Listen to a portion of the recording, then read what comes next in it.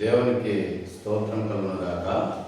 ప్రియమైనటువంటి సహోదరులారా, ఈరోజు శుక్రవారం ఆరాధనలో పాల్గొన్న అందరికీ ప్రభు పేరు వందనాలు. దేవుని వాక్యం మనం నేర్చుకుందాం రండి. 2వ రాజుల గ్రంథము 6వ అధ్యాయము 9వ వాక్యం నుంచి మనం నేర్చుకుందాం. సిరియా రాజు ఇశ్రాయేలుతో యుద్ధం చేయవలనని కోరి తన సేవకులతో ఆలోచన చేసి, ఫలానా స్థలమందు మన దండుపేట ఉంచుదామని చెప్పాను. అయితే ఆ దైవజనుడు ఇశ్రాయేలు రాజులకు వర్తమానం పంపి, ఫలాని స్థలంలోకి నీకు పోవద్దు, అతడికి సిరియనుడు దిగి ఉన్నారని తెలియజేసింది. ప్రార్థన. స్తోత్రం ప్రభావానికి వందనాలు. ఈ వాక్యం ద్వారా మాకు గొప్ప ఆత్మీయ మర్మాలను నేర్పండి. అనేకమైన విషయాలు మాకు తెలియచేయండి. మాకు నిరీక్షణ దయచేయండి. నువ్వు మాతో ఉండండి, మమ్మల్ని బలపరచండి. నీ రాజ్యానికి అనేక మంది సిద్ధపరిచే ఒక వర్తమానం మాకు దయచేయండి. యేసుక్రీస్తు నామములో సమర్పించాడు వేడుకుంటున్నాం. ఆమేన్. ఇక్కడ దైవజనుడైనటువంటి ఎలీషా గారు ఇశ్రాయేలు దేశంలో ఉన్నారు. ఇశ్రాయేలు దేశంలో దైవజనుడైనటువంటి ఎలీషా గారు ఉన్నారు. అయితే ఆ సమయంలో ఇశ్రాయేలు దేశానికి పక్కన ఉన్నటువంటి సిరియా దేశానికి ఎక్కువగా యుద్ధాలు జరుగుతూ ఉండేవి. ఏం జరుగుతుంది? యుద్ధాలు జరుగుతుంది. ఇప్పుడు ఎలాగైతే యుద్ధాలు జరుగుతున్నాయో ఇశ్రాయేల్ దేశానికి, ఇరాన్ దేశానికి ఇప్పుడు ఎలాగైతే అవుతున్నాయో అప్పుడు కూడా ఇలాంటి యుద్ధాలే జరుగుతూ ఉండేవి. ఒక రాజ్యం మీద ఒక రాజ్యం. భూమి మీద సాతాను ఉద్దేశం ఏంటంటే, భూమి మీద పూర్తిగా ఇశ్రాయేలు దేశమే ఉండకూడదు. ఎందుకంటే దేవుడు 2వ రాత్రిలో భూమి మీద ఎవరు కూడా దేవుని పెట్టి ఉండకూడదు. అదే సాతాను ఉద్దేశం. ఇరాన్లో తప్పులేదు, హిజ్బుల్లో తప్పులేదు. ఎందుకంటే వాళ్ళు సాతాను ప్రేరేపించారు కాబట్టి. అయితే అదే ఆలోచన సిరియా దేశపు రాజు ఇశ్రాయేలు యుద్ధం చేయాలని కోరి ఏం చేశారంటే, మీ అందరూ ఫలానా స్థలంలో మీరు ఉండండి, ఫలానా స్థలంలో మీరు ఉంటే అక్కడికి వాళ్ళు వస్తారు, మీరు మాట ఉంటూ వాళ్ళు కొట్టండి అని తెలియజేశారు. ఈ తెలియజేసినటువంటి ఈ క్షణంలోనే ఈ విషయము అక్కడ ఉన్న దైవజనుడు ఉన్నాడు, ఆ దైవజనుడు తెలిసిపోయింది. ఆ దైవజనుడు వెంటనే, ఆయన పేరు ఎలీషా, ఆయన ఇశ్రాయేలు దేశపు రాజుకి వర్తమానం పంపించాడు. బాబు, మీరు మీ సైన్యం వెళ్ళొద్దు, ఇవాళ ఆల్రెడీ సిరియా దేశపు ఆర్మీ మిలిటరీ వాళ్ళు అందరూ కూర్చున్నారు. మీరు అక్కడికి వెళ్తే ఫలానా అనేటువంటి స్థలం ఉంది, ఆ స్థలానికి మీరు వెళ్ళొద్దు. అలాగే వెళ్తే మీరందరూ కూడా చనిపోతారు, మీరు వెళ్ళొద్దు, ఇవాళ రెడీగా ఉన్నారు కాశీ అంటే వెళ్ళడం మానేశారు. అంటే అట్లే వస్తారేమో అని చెప్పేసి వాళ్ళు కాశారు అక్కడ, కానీ వెళ్ళలేదు. రెండోసారి ఇశ్రాయేలు రాజు దైవజనుడు తాను తెలిపి హెచ్చరిక చేసే స్థలంలోకి పంపిన సంగతి తెలుసుకుని తన వారిని రక్షించుకోవడం. ఇలాగా మాటికి జరుగుతూ ఉందట. సిరియా రాజు మరి మనసు రోజు ఇంకో ప్లాన్ చేసేవాడు, మీరు ఈ సరిహద్దుల్లోకి వెళ్ళండి, అక్కడ ఉండండి, అలాగే వస్తారు కొట్టండి అని. మళ్ళీ ఇశ్రాయేలు దేశంలో ఉన్నటువంటి దైవజనుడు పాస్టర్ గారు ఇశ్రాయేలు రాజుకి తెలియపరిచాడు, ఇవాళ ఇటు వెళ్ళొద్దు మీరు అంటే ఎలా మానేసేవారు. అలాగా తన ప్రజలను రక్షించుకునేవారు ఇశ్రాయేలు రాజు. ఎవరి మాట చొప్పున? దైవజనుడు మాట విన్నాడు కాబట్టి. దైవజనుడు మాట వింటే ఎవరైనా రక్షించబడతారు. కానీ ఈ రోజుల్లో దైవజనుడు మాట ఎవడుతున్నాడు? ఎవడు వినటం లేదు. దైవజనుడు మేల్కొలకు చెప్తున్నాడు. విశ్వాసకైనా, సంఘానికైనా, ఈ సమాజానికైనా, దేశానికైనా వర్తమానం ఇస్తూనే ఉన్నాడు. ఎందుకంటే దైవజనుడు ఇచ్చిన వర్తమానం ఆయన దీంట్లో వచ్చింది కాదు, ఇది అలా వచ్చిందా? అలా వచ్చింది కాదు, ఇది అది దేవుడు ప్రేరేపిస్తే కానీ రాదు. వస్తుందా? దేవుడు ప్రేరేపించాలా? ప్రేరేపించి తెలియపరుస్తాడు. తన ప్రజలను రక్షించుకోవడానికి ఆయన ప్లానింగ్ చేస్తుంటే రాజు. ఈ విషయము ఇశ్రాయేలు రాజు గారు తెలిసిపోయింది. ఇశ్రాయేలు రాజు తెలిసిపోయి అంటాడు, ఏంటి నేను ఇటు వెళ్తా అంటే ఎవడో మన దాంట్లో ఉన్నాడు, మన దాంట్లోనే ఎవడో ఒక గోడసారి ఉన్నాడు, మన దాంట్లోనే దొంగ దెబ్బలు తీసేవాడు ఉన్నాడు, మన సైన్యంలోనే ఆల్కాలకు మనిషి కూడా ఉన్నాడు, మన విషయాలన్నీ అవతలకి తెలియపరుస్తున్నాడు అని అనుకుంటున్నాడు. యాక్చువల్గా అలా జరిగిందా? అలా కాదు, అలా జరగలేదు. కానీ ఎవరు చెప్పలేదు. ఆ సైన్యంలోనూ సిరియా దేశపు ఆర్మీలో ఆలే ఉన్నారు. ఇజ్రాయెల్ తాలూక గూఢచారులు కానీ, రాష్ట్రం మనుషులు కానీ, దొంగదెబ్బలు చేసేవాళ్ళు కానీ ఎవరు లేరు. అయినప్పటికీ సిరియా దేశాన్ని పరిపాలించినటువంటి రాజు అనుమానం వచ్చి అడుగుతున్నారు. ఏమని అనుకుంటున్నారంటే, సిరియా రాజు అంటున్నాడు కల్లోల పడి. ఏమంటున్నాడు? కల్లోల అంటే ఆడు వ్యాధి వచ్చింది అక్కడికి. ఇదేంటి, ఇస్రాయల్ దేశాన్ని మాట మాటికి భూమి మీద లేకుండా చేద్దాం అనుకున్నాను, ఆ సైన్యం లేకుండా చేద్దాం అనుకున్నాను, ఎవడు రాజు దీనికి ఇలాగా సహకరిస్తున్నాడు, ఎవరు చేస్తున్నాడో ఇదంతా కూడా అని చెప్పేసి ఆలోచన చేస్తున్నాను.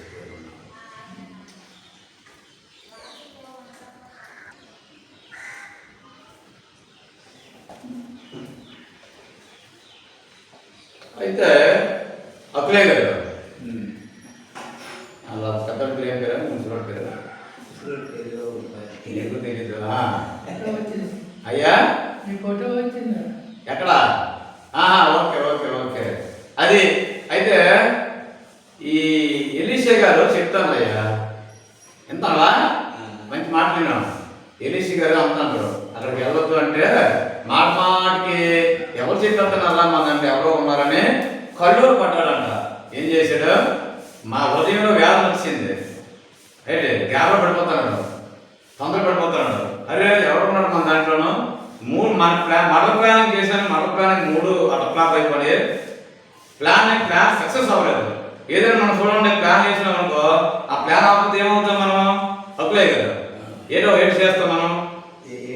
ఏదైనా మనం ప్లాన్ చేసాం, అవతలని ఏదైనా పాడు చేయడానికో, చంపడానికో, మళ్ళీ అది మిస్ అయిపోతుంది అనుకో, అప్పుడు మనం ఏమనిపిస్తుంది? అరే ఎలా తప్పించుకోండి, వీడు ఎలా తప్పించుకోండు, అసలు అని అనుకుంటున్నాను కదా. ఇట్లా ఇన్నిసార్లు ప్లాన్ చేస్తున్నాను, వీటిని హతమార్చేద్దాం అనుకుంటే వీటి మాట్లాడి తప్పించుకుంటున్నాడు. ఎవరు తప్పిస్తున్నాడు, ఎవరు చెప్తున్నాడు నేను కాస్తానని. ఇప్పుడు దొంగ కాస్తా తావడమా, దొంగ ఉన్నాడని తెలిసిపోతుంది మంచోడికి. అప్పుడు ఏం చేస్తాడు? ఆ తావట వెళ్ళదు కదా, అప్పుడు మరి మనసులో తావ మార్చాడు, మళ్ళీ ఆ తావట మళ్ళీ అది కాస్తాడు దొంగ. అలాగనే ఈ ధనవంతుడు డాబుకి వెళ్తున్నాడు, బ్యాగ్తో కొట్టేద్దామని. అయితే అది తెలిసిపోతుంది. దీనికి ఎలా తెలిసిపోతుంది అంటే, ఈ మాట్లాడితే ఆశ్చర్యం అయిపోయింది అనమాట దొంగడికి. ఎలా ఎవరు చెప్తాడు ఈయనకి, అసలు ఎలా కారణం ఏంటి అంటే, మన సైన్యంలోనే ఎవడో ఉన్నాడు, అందుకే చెప్పేస్తున్నాడు, తెలియపరుస్తున్నాడు. అది ఎవడో చెప్పాను అన్నాడు. చూడు ఏమన్నాడంటే, సిరియా రాజు కల్లోలపడి తన సేవకులను పిలిచి, మనలో ఇశ్రాయేలు రాజపక్షమున వహించిన వారు ఎవరనేది మాకు తెలియజెప్పరాదా? సైన్యం అందరూ పెట్టాడా, లైన్లో పెట్టాడు, అందరు నేను ఆర్మీ అందరు నేను, ఎవడా మన విషయాలను చెప్తాను అడిగే, చెప్పా అర్జెంటుగా చెప్తారా, లేకపోతే మిమ్మల్ని కాల్చి మంత్రా, అది చంపి మంత్రా అని అడుగుతారు. వీళ్ళు గజ వణికిపోతారు. బాబు మా దగ్గర ఎవరు లేరు, మా దగ్గర అలాంటి ఓలే లేరు, ఎవరును ఎవరు చెప్తారో తెలియదు బాబు అంటున్నాడు సైన్యం. చూసావా? అయితే దాంట్లో ఒకడు అంటున్నాడు, చూడు అతని సేవకులలో ఒకడు, ఎవరో సిరియా దేశపు సేవకులలో ఒకడు అంటున్నాడు. సిరియా దేశపు ఆర్మీలో పనిచేసిన, మిలిటరీలో పనిచేసిన ఒక ఆర్మీ వాడు అంటున్నాడు, రాజువైన నా ఏలిన వాడా. చూసావా? రాజుగారిని ఎలా పిలుస్తున్నాడు? ఓ సిరియా రాజా, రాజువైన నా ఏలిన వాడా. చూడు అంత చక్కగా అనేసి అని. ఇశ్రాయేలు రాజపక్షం ఎవరూ లేరు కానీ, చూడు ఇశ్రాయేలు రాజపక్షం మన దాంట్లో ఎవరు లేరయ్యా, మనం అందరం మంచిగానయ్యా, ఇటు నుంచి ఏ మెసేజ్ ఏంటి కానీ చూడు లేరు. కానీ ఇశ్రాయేలులో ఉన్న ప్రవక్తకు ఎలీషా, ఇశ్రాయేలులో పాస్టర్ గారు ఉన్నారయ్యా, ఆయన పేరు ఎలీషా. ఆయన ఏం చేస్తున్నాడంటే, చూడు మీ అంతఃపురం ముందు మీరు అనుకునే మాటలు, మీరు ఎక్కడ అనుకుంటున్నారు? ఈ మాటలు ఎక్కడ అనుకుంటున్నారు? మీ ఇంట్లో అనుకుంటారు మాటలు. ఎలాగైనా ఆయన్ని చంపేద్దాం, ఎలాగైనా నాశనం చేయాలి అనుకుంటారు కదా. ఈ మాటలన్నీ కూడా ఆయన తెలిసిపోతున్నాయి అయ్యా. ఎవరికి? ఇశ్రాయేలు దేశంలో ఉన్న పాస్టర్ గారు తెలిసిపోతాయి. ఏంటి మీరు అనుకునే మాట, మీ అంతఃపురం ముందు మీరు అనుకునే మాటలు, అది అక్కడ జరుగుతుందా? ఎలాగవుతుంది? మీ ఇంట్లో ఏం మాట్లాడుకుంటా నాకు వినపడుతుంది అంటే వినపడదు.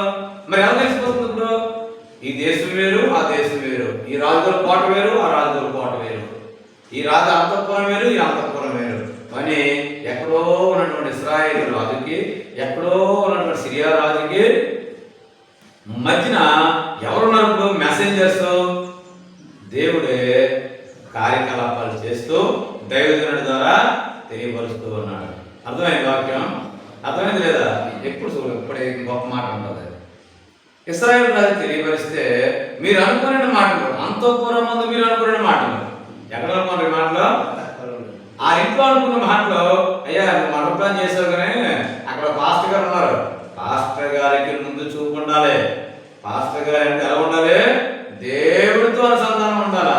ఈరోజు పాస్టర్ గారు ఎలా ఉన్నారు? మనుషులతో అనుసంధానం అయిపోతున్నారు. నువ్వేది నీతి నీ అంగా వస్తాను, నాకేది నీతి రాత్రి వస్తాను, అంతేగాని దేవుడిని విడిచిపెడతాను.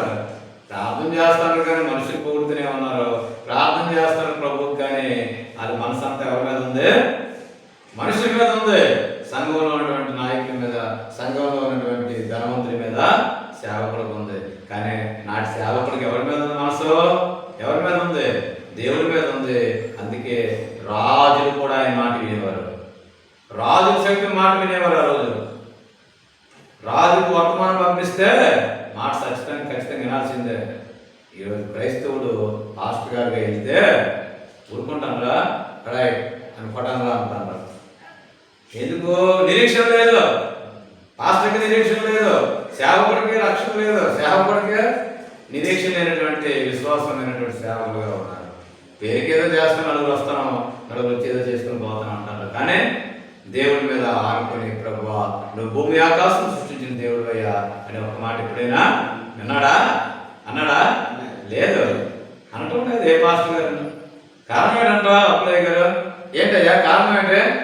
పూర్తిగా దేవుడి మీద ఆధారపడినటువంటి సేవకులు. ఇప్పుడు ఎలీషా ఎక్కడో ఆ ఇంట్లో అనుకున్న మాటలు ఎవరు చెప్తారు?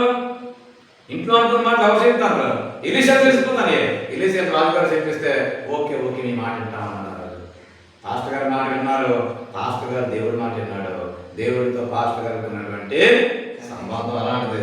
అయితే ఈ విషయము అందుకు రాజు అంటున్నాడు, ఇశ్రాయేలు రాజు, మేము మనుషులను పంపించి అతను తెప్పించినట్లు నీవు వెళ్ళి అతని నుండి చూడడం రమ్మని సెలవేయగా.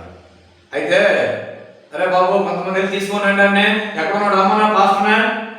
ఆ పాస్టర్ పిల్లకొడుకు నేర్చుకోనండి, పాస్టర్ చిత్రులకు నేర్చుకుని అర్జెంట్ గాను ఇలా సులువుకున్నాడా? నేటి క్లాసులో అయితే ఏం చేస్తారు? బాబు బాబు బాబు బాబు బాబు బాబు తప్పదు బాబు క్షమించాను బాబు అంతగా అనలేదా? ఇదే మాట. కానీ ఆ రోజు ఎలీషా పాస్టర్ గారు అనలేదు తెలుసా? ఇదిగో ఎక్కడున్నావు నువ్వు అంటే నేను బలాల దగ్గర ఉన్నాను. అడ్రస్ ఇస్తున్నాడు ఆయన. నీ అడ్రస్ ఇవ్వగలవన్నాగా? అడ్రస్ ఇస్తున్నాడు ఎవరికైనా. వారు బాబు పుట్టిన పోతాను అడ్రస్ ఏమని అంటాము. కానీ పాస్టర్ గారు ఇదిగో నా అడ్రస్, ఇదిగో నేను నంగల్ గ్రామంలో బీసీ ఎస్సీ కాలనీలోను బిల్లాన జాన్ బాబు ఇదిగో నేను సచ్చి పాస్టర్ అడ్రస్ ఇస్తున్నాడు. అలాగే ఇచ్చిన సేవకుడు ఉన్నాడా? అడ్రస్ ఇస్తున్నాడు. పలానా ఊరు, పలానా వాడ, పలానా ఎక్కడున్నావు నువ్వు, నీ సంగతి తెలుస్తున్నావు రా, తెలుసుకున్నదా అన్నాడు. అయితే ఈయన ఎక్కడున్నాడంట? దోతానులో ఉన్నాడని వర్తమానం వచ్చింది. ఎక్కడున్నాడో కనుక్కొని రారా పాస్టర్ అంటే పలానా ఇంట్లో ఉన్నాడండి, పలానా కొండ మీద ఉన్నాడని చెప్తున్నాడు. అయ్యా ఆ కొండ ఊరు శివాల కొండ ఉంది కదా, ఆ దోతాననే కొండ ఉంది, అక్కడ ఆ ప్రాంతంలో ఉన్న అడవులోనే ఎక్కడో నాకు కూడా వేసుకుని ఆ పర్వతం మీద ఉన్నాడయ్యా అంటున్నాడు. అయితే సరే ఎలా పదంరా అని తెల్లరింటికి పట్టుకోవాలంటే వెళ్ళండి అన్నాడు.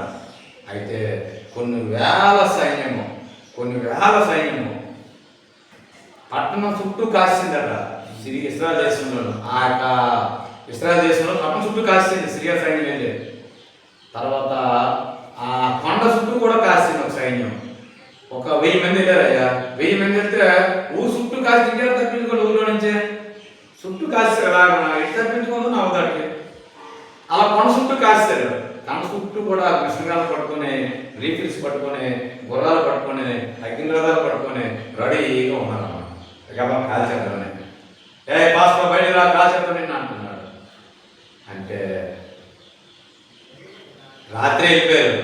రాత్రి వెళ్ళిపోయిన తర్వాత తెల్లవారి రాత్రి చాలా మంది సైన్యాలు వెళ్ళిపోయి ఇస్రాయేల్ ఆర్మీ అంతా వెళ్ళేది, సిరియా ఆర్మీ అంతా వెళ్ళిపోయి, సిరియా మిలిటరీ అంతా వెళ్ళిపోయి, మిలిటరీ వాళ్ళంతా వెళ్ళిపోయి కాసేశారు. కొండ చుట్టూ కాసేశారు, పట్టణం చుట్టూ కాసేశారు. ఇంక తప్పించుకోవడం లేదు. ఒకరు వెళ్ళిపోదాం అనుకున్నాను, వెళ్ళిపోదాం అనుకున్నది ఎప్పుడో వెళ్ళిపోను కదా, అలా భయపడినాడు కాదు సేవకుడు. సేవకుడు భయపడితే సేవ మానేసుకోవడం మంచిది.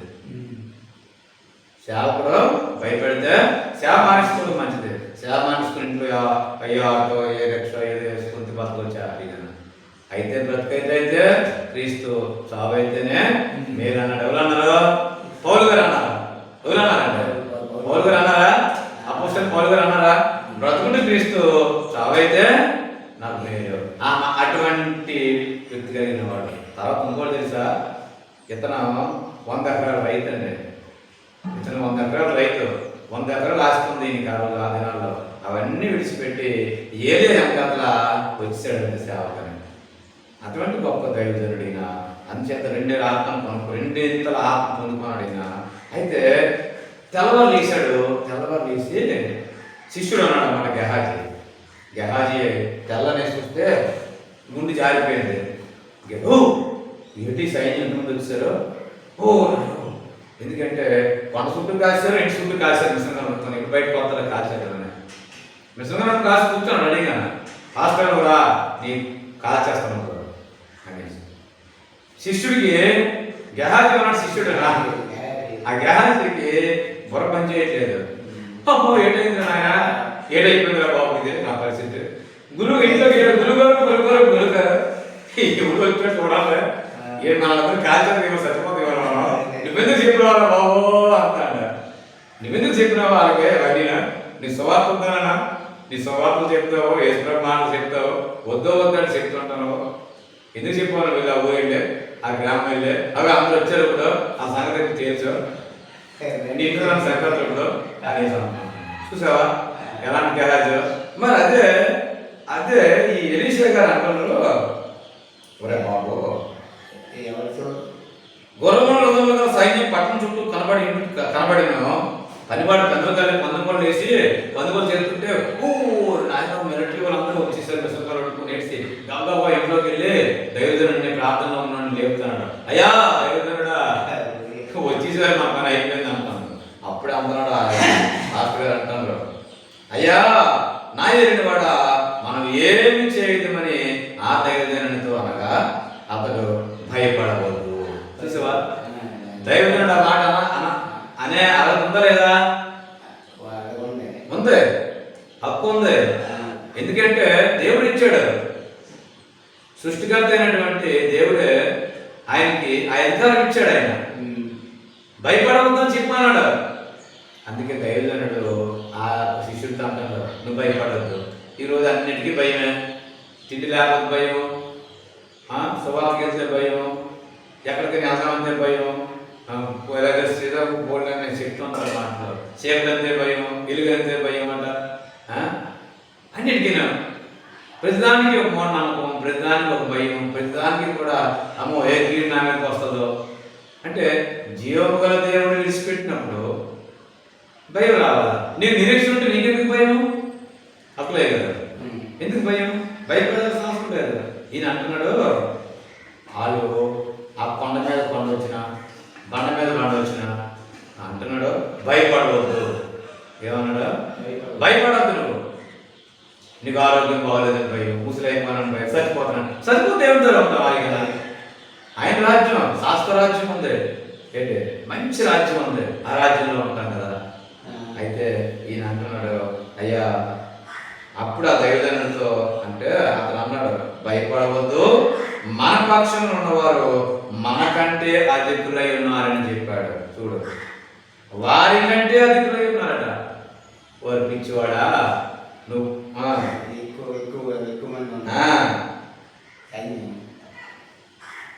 ఏమంటున్నాడు తెలుసా?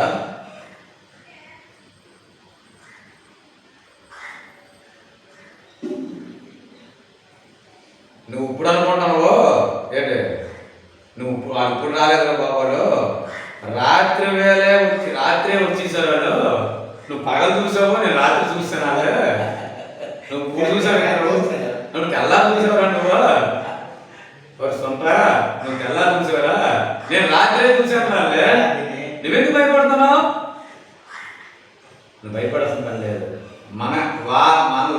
మన పక్షం ఉన్నవారు చూడ అక్కడ, మన పక్షం ఉన్నవారు వారి కంటే లోకములో ఉన్న వారి కంటే నా యేసు గొప్పవాడు. నా యేసు గొప్పవాడు కదా, లోకములో ఉన్న వారి కంటే నా యేసు బలవంతుడు. నా యేసు బలవంతుడు, నా యేసు బలవంతుడు, నా యేసు బలవంతుడు. ఆ విషయం ఆయన తెలుసు, కానీ శిష్యుడికి ఉందా నీ నిరీక్షణ? లేదు, విశ్వాసం లేదు. పాస్టర్ గారికి ఉంది, అయ్యా నువ్వు భయపడవద్దు, మన తరపు కూడా ఇక్కడ పోరాడే వారు ఉన్నారు, మన సైన్యం ఉందో ఒకటి, దేవుని సైన్యం దిగిపోయింది ఇక్కడ, నువ్వు భయపడద్దు అన్నాడు. అప్పుడు ఆయన కంటూ నెత్తి మీద చేసి ప్రార్థన చేసేసరికి ఇగో యెహోవా వీడు చూసినట్టు దయచేసి వీడి కన్నును తెరవమని ఎలీషా ప్రార్థన. కళ్ళు తెరువు అన్నాడు. ప్రభువా వీడు కళ్ళు తెరయ్యా అంటే వెంటనే కళ్ళు తెరిచాడు. ఇలా చూస్తే అప్పుడు శిష్యుడు కనబడుతుంది, పనివాని కన్ను తెరచేసిన కనుక వాడు ఎలీషా చుట్టూను పర్వతము చుట్టూను అగ్ని గుర్రముల చేత రథముల చేతను నిండి ఉండెను. అగ్ని రథాలు ఉన్నాయంట ఆ చుట్టూను. ఇంకేంటి భయము? దాటి రాగాలండి దగ్గరికి, అగ్ని దాటి రాగాలంటే చుట్టూ అగ్ని ఉంది, మధ్యలో ఉన్నారు. చుట్టూ కంచె ఉంది, కంచె మధ్యలో ఉన్నారు. ఇంకెవరు రాగలరు? చూసావా? ఆడి కళ్ళు తెరిచేసరికి దేవుడు మన యేసయ్య ఎంత గొప్పవాడా, మన యేసయ్య ఎంత బలవంతుడా అనేసి ఆలోచన చేస్తాడు. విశ్వాసం పెరిగింది, నిరీక్షణ పెరిగింది. అందుకే మనము ఈరోజు వాడుతున్నటువంటి సహోదరులారా, మీ అందరికీ గొప్ప శుభవార్త వర్తమానం దేవుడు చెబుతున్నాడు. భయపడవద్దు, మరణానికి భయపడవద్దు. ఎందుకు భయపడవద్దు అంటే నేను మరణాన్ని జయించాను, మీరు కూడా పునరుత్థానుడై నాలాగే మీరు మరణాన్ని, ఈ లోకమైన మరణానికి మీరు భయపడవద్దు. రెండవ మరణం ఉంది, ఆ మరణం గురించి ఆలోచించండి. అది అక్కడ రక్షించే నాదుడు లేడు. ఇక్కడ భూమి మీద ఉండగానే మారు మనసు పొంది, రక్షణ పొంది, నూతన జనం పొంది, ఏంటి నూతనంగా జన్మిస్తే నీటి ద్వారా, ఆత్మ ద్వారా, అగ్ని ద్వారా జన్మిస్తాయి, కానీ ఆ రాజ్యంలో చేరలేవు.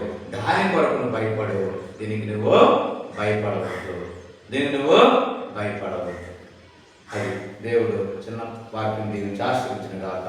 ప్రార్థన. యేసయ్యా నీకు వందనాలు. వాక్యం బిడ్డలు దీవించండి, ఆశీర్వదించి నడిపించండి, కనికరించండి, చూపండి. నీ గొప్ప రక్షణ నిరీక్షణ దయచేయమని, వచ్చిన బిడ్డలు ఆశీర్వదించమని, విన్న వారిని ఆశీర్వదించమని, ఆరోగ్యంతో నింపమని, మీ రెండు వారాలను సిద్ధపరచమని యేసుక్రీస్తు వారి పేరట చిన్న ప్రార్థన సమర్పించడానికి వేడుకుంటున్నాం తండ్రి.